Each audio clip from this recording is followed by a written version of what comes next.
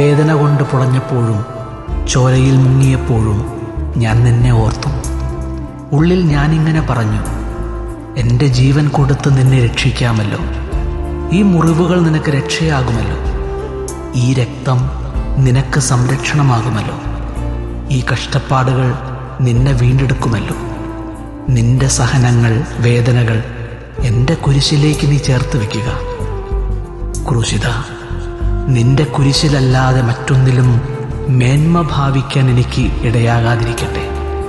നിന്റെ കുരിശിലൊന്ന് മുഖം ചേർത്ത് കരയാനാണ് എനിക്കിഷ്ടം. എനിക്കത് മതി. നിൻ കുരിശിലായി മുഖം പൊത്തി കരയുവാനിഷ്ടം.